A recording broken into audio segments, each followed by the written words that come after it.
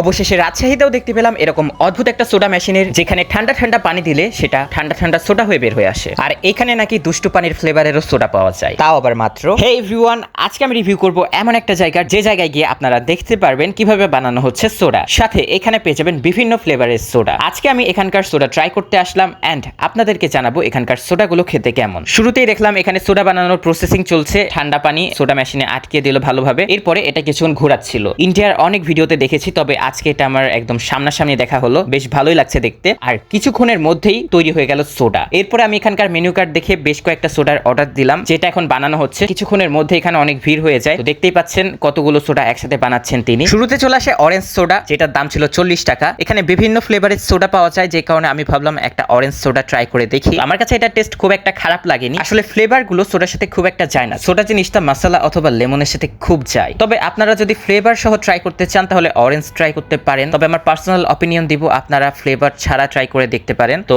চলে আসলো আমাদের অন শট সোডা। এটার স্পেশালিটি কি, এখানে ছোট্ট একটা গ্লাসে ফ্লেভার থাকে, যেটা গ্লাসে দেওয়ার সাথে সাথেই বুদবুদ আকারে অনেকগুলো সোডা পড়ে যায় নিচে। এন্ড এটার টেস্টটা বেশ মজার। এটার দাম হচ্ছে 60 টাকা। আমি আপনাদেরকে রেকমেন্ড করব আপনারা যদি আসেন এটা ট্রাই করে দেখতে পারেন, খেতে বেশ মজার। এবং এরপরে চলে আসলো র সোডা, এটার দাম মাত্র 30 টাকা। আর এটা মাস্ট ট্রাই করবেন, এটার টেস্ট অনেক মজার, আমার কাছে অনেক ভালো লেগেছে। এখানে যে 3টা সোডা ট্রাই করলাম সেখানকার মধ্যে আমি যদি বলি এটাকে আমি 1 নম্বরে রাখবো। এটার দাম 30 টাকা, তবে টেস্টটা অনেক ভালো। And last but not the least চলে আসলো আমাদের দুষ্টু পানির সোডা, মানে কি আর বলবো, এটা আমি ট্রাই করতে চাইনি, তবে আমার বন্ধু বললো ইউনিক জিনিস একটু ট্রাই করে দেখ। আসলে এটা শুধুমাত্র ফ্লেভার, তা বাদে কিছুই না। এটার টেস্টটা একটু অন্যরকম ছিল, কেমন জানি সেটা আপনাদেরকে বুঝিয়ে বলতে পারবো না। মেনশন করুন আপনার সেই বন্ধুকে যার দুষ্টু পানি ভালো লাগে এন্ড তাকে এটা ট্রাই করাবেন, তাহলে সে আসল রিভিউটা দিতে পারবে। সোডা খাওয়া শেষে আমি চলে যাই বার্গার খেতে। এটা এখানকারই বার্গার। ও হ্যাঁ, আপনাদেরকে তো লোকেশন বলা হয়নি। এই ফুড কার্টটি পেয়ে যাবেন আপনারা রাজশাহী কলেজের স্কুলের গেটের সামনেই। এই সোডার পাশে পাওয়া যায় এই বার্গার, এটা এদেরই ফুড কার্ট।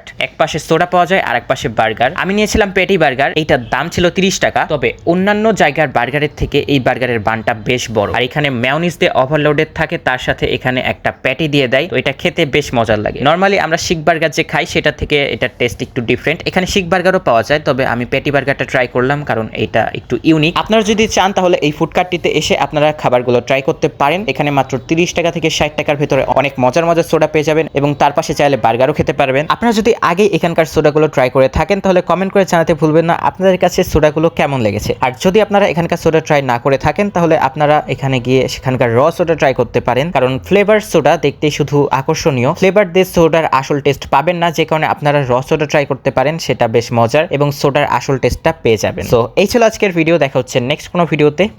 বাই।